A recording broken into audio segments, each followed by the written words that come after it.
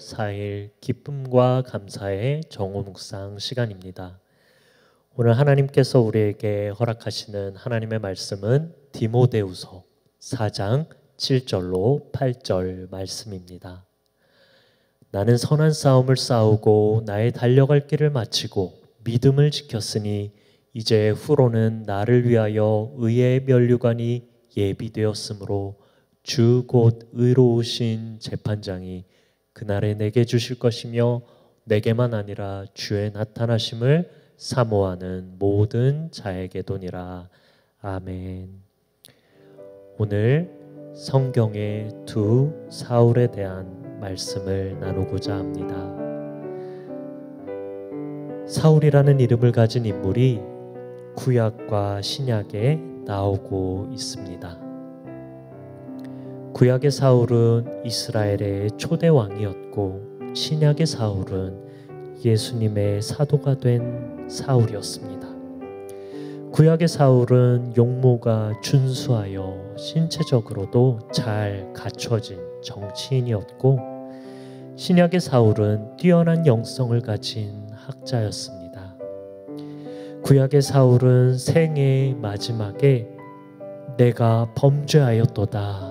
내가 어리석은 일을 하였으니 대단히 잘못되었도다 라고 후회하면서 생을 마감하였습니다. 신약의 사울은 내가 선한 싸움을 싸우고 나의 달려갈 길을 마치고 믿음을 지켰으니 이제 후로는 나를 위하여 의의 면류관이 예비되었다라고 디모데후서를 통하여 말씀합니다. 그리고 그것은 그의 마지막 고백이었습니다. 반면에 구약의 사울은 신약의 사울과 그 삶이 같지 아니하였습니다. 그는 하나님께서 세우신 선지자 사무엘 선지자의 말에 경청하지 않았습니다. 하나님께서 세우신 신앙의 선배들과 지도자들의 말을 경청하는 것이 신앙의 삶의 중요함을 생각해 볼 때 그는 순종하지 못한 사람이었습니다. 하나님은 제사보다 하나님의 말씀에 순종하는 것을 더욱 원하신다고 말씀합니다. 작은 불순종의 행위들, 마침내 사울이 어리석은 최후를 맞게 하는 것입니다.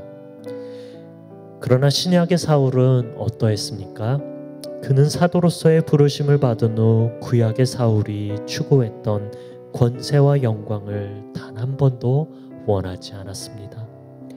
구약의 사울은 사람들에게 인정받기 위하여 애썼지만 신약의 사울은 오직 예수 그리스도와 하늘나라의 상급만을 바라보며 살았던 것을 봅니다.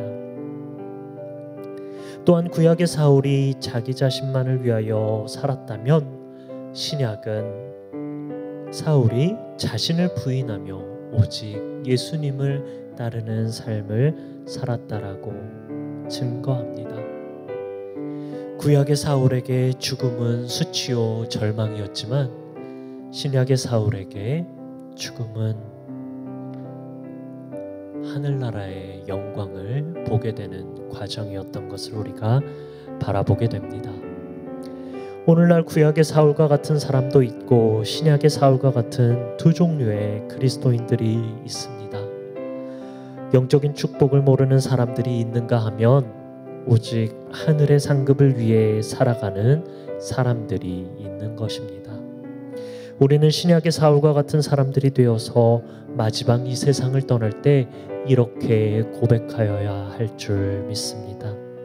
내가 선한 싸움을 싸우고 달려갈 길을 마치고 믿음을 지켰다 라는 이 고백이 사울의 고백이 아니라 오늘 저와 여러분들의 고백이 되시기를 주님의 이름으로 축복합니다. 오늘 기도하실 때 이렇게 함께 기도하셨으면 좋겠습니다.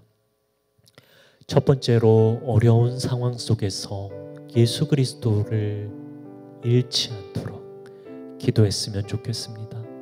그리고 두 번째로 바랄 것은 어떠한 상황 가운데 낙심하지 않고 선한 싸움을 싸웠던 사도 바울과 같이 선한 싸움에 힘쓰는 인생들이 다 되도록 기도하시는 시간 갖도록 하겠습니다.